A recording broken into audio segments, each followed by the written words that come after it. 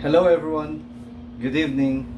Again, this is Richard Solomon of my YouTube channel, Cha and My Narratives, The Stroke Survivor. Okay, before I proceed, I would like to make a shout out to the following my friends from different parts of the world. I don't know where you are exactly, and I know some of you are in the United States of America. But at any rate, shout out to Janine o Sorio, Janine, yeah.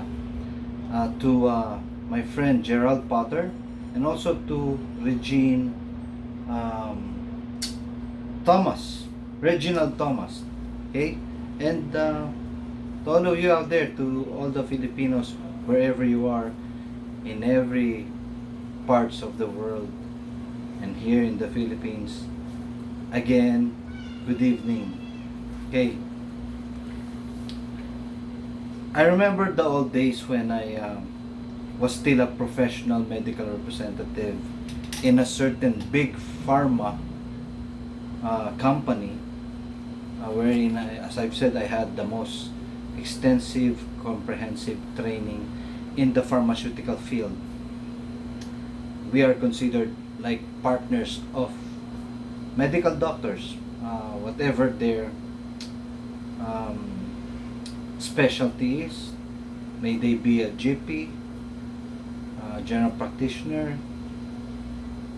OB-gynecologist, surgeons, pediatricians, neurologists, because it depends on what are the products of our company, and those are the most doctors that I have dealt with um, in my days, in my earlier days. Anyway, I was telling you this because part of our job before as professional medical representatives is to sponsor, to select our doctors nationwide who would we be sponsoring to a local and or international medical convention or summit events, what have you, and we sponsor them, and where these doctors would be attending very significant, numerous and various top subjects or topics given by distinguished medical uh, professionals of the higher of a higher level, meaning they're like medical scientists, scientific researchers, distinguished, highly distinguished doctors in their respective medical professions. And so, and that we also sponsor, that big pharma companies sponsor to do such speaking engagement, to discuss a lot of things. Uh, for example, new pharmaceutical discoveries, new medical procedures, new medical approaches in their practice in medicine. And sometimes there's also repurposing of old drugs, just like what we are have heard and have known recently of a certain repurposed drug to fight and prevent and for the treatment of COVID-19. So, which means repurposing of drugs is actually not a new thing. It's actually a new concept. This has been done by doctors, doctors all over the world. Whenever they have a chance of that, whenever they knew that a certain old drug can be repurposed because of its wondrous, amazing properties or abilities, that it can be also used or re-indicated to a certain new, maybe a new disease, or a newly new pandemic, pathogens that's creating a new pandemic, or in the yeah pandemic. So, just like what we have now, COVID-19. What I try to say is, repurposing of drugs has been there, has been done before, and not only recently. Okay. So now to translate what I've just said to my fellow Filipinos. Um, Nung dati po, nung ako po ay medrep pa noon, kami po, isa sa trabaho ko ay nag-i-sponsor kami ng mga doktor all over the Philippines to attend a certain medical conventions. So, ginagastosan ng mga kumpanya namin na malalaki ang mga doktor na to sa kanilang sa convention, yung bayad sa convention, yung hotel, at yung pag-attend nila doon para po sa mga medical new medical, para sila yung attend sa mga new medical or pharmaceutical discoveries at iba't ibang subject sa larangan ng medisina, no? At kasama po na ini-sponsoran ay yung mga speakers of those events, yung mga magbibigay ng mga lectures, ng mga, even during then, may mga doktor na, may mga pagkakataon na po na may mga discussion about repurposing of drugs, no? So hindi na po ang repurposing of drugs gaya sa nangyayari ngayon sa isang gamot para sa COVID, ay hindi na po yan bago. Matagal na pong nangyayari ang repurposing of drugs, for your information. Okay? So, but now, what is happening now, that a certain old reliable 40-year-old medicine or drug that is being repurposed in the prevention and treatment of COVID-19 is now being censored in a lot of ways, no? It has been censored in social media platforms, just like mainly Facebook, YouTube. Not only that, mainstream medias, even mainstream newspapers, mainstream television networks. It is sad that censorship is really happening.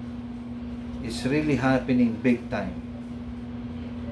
Not only to big people like the group of very good, highly distinguished, highly medical scientific doctors who has created the news today with the repurposing of certain drug lately. If they had done it to this very distinguished medical doctors, how much they would do it now to even small YouTubers like us.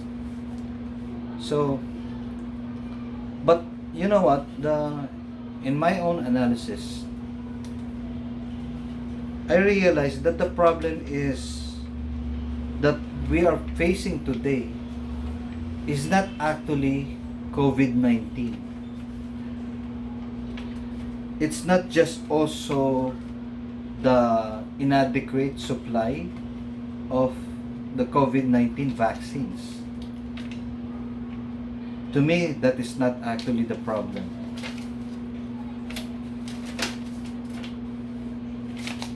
The real problem is that people die by the minute, not just because of COVID-19 and not just because of inadequate supply of COVID-19 vaccines globally, but more so because of too much politics, too much bureaucracy, greed, and what I call as medical stupidity. So why medical stupidity, by the way? Well, I realize also that Because gone were the days when medical practice was independent. Gone were the days when doctors can decide for themselves. They can decide for themselves what to prescribe based on what they deem fit for their patients. When they can do their practice without the fear of losing their jobs and even losing their licenses, medical licenses, because of just believing in a certain drug that they themselves knew it can really work. And because they also knew that it has scientific and medical results against that certain illness that we're having today, that certain virus. Gone were the days, as I heard one doctor lately who said that earlier times we have an open medical collegial relationships. These are between doctors to doctors. Gone were the days, he said, when they have an open medical collegial relationships between one doctor to another doctor, exchanging notes and believing and willing to look into and explore new medical findings of a repurposed drug that can save hundreds of thousands, if not millions of lives, and not just be confined to the idea or with the idea or of a protocol given to them by a world medical organization. That is actually what? That is actually failing up to now.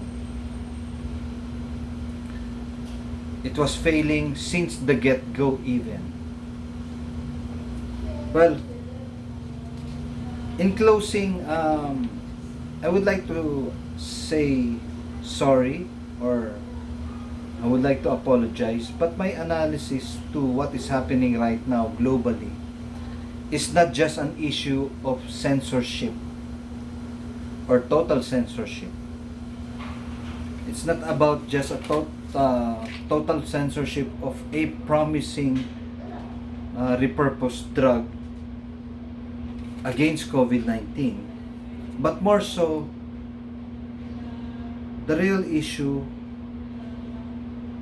of what they're doing right now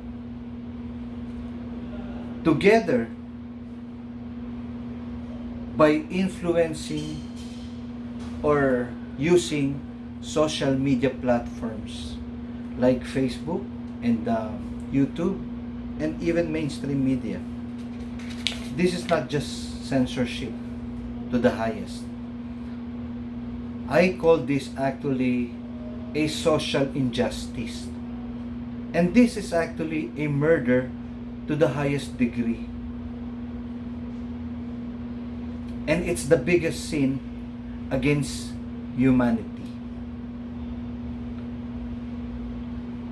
It's a sin against humanity because they or you are depriving millions, if not billions of people globally for their right not only to be given the right medicine, but more importantly so, the right to live.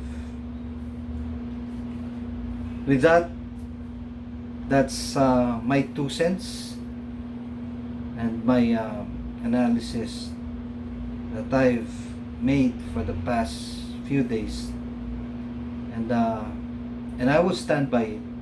And you know what? I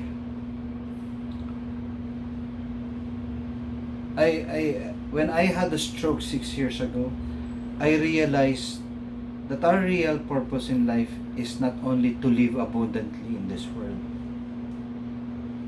but more importantly so, as one saying goes, and I've known and read this time and again since I was a little kid, and I do not understand then what this means.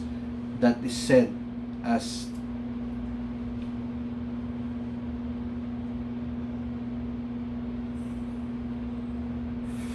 for God and His glory.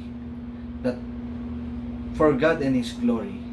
And I do not understand then. I do not understand it then when I was a child. When I was growing up, until such time when I had a stroke and I was given second life by Him. I don't know. I don't want to be religious. Here, supposedly, I'm not saying that all you believe in me, that there's a supreme being. But to me, I'm a Christian and I believe there is a supreme being that is and who created all of us. And He loves His creation. And His creation not only includes the galaxies, the earth, the universe, the earth, and all the things that walks on it, just like animals, plants, the whales, the fishes. But more important of His creation is us.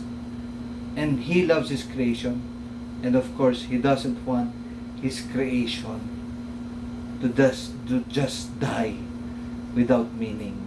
And everybody and a lot of 3 million people already died without meaning. They were taken in this world prematurely. And I only believe that this is not God's creation. This is not God's doing, but of man. So, well, to all the medical practitioners, to the doctors, to this medical health organizations governing all over the world and in every country for that matter, everyone who had these agencies, government agencies, or whoever you are, I know in time you will reap the rewards of what you have planted. And this is all what you plant is what you sow. Okay? With that, again, this is Richard Solomon of my YouTube channel, Chat and My Narratives, saying peace, God bless, and love one another, more so your families. Take care of yourselves, everyone. Let's fight this virus and still practice social distancing and safety still observe safety measures. Okay, take care. God bless everyone. Good night.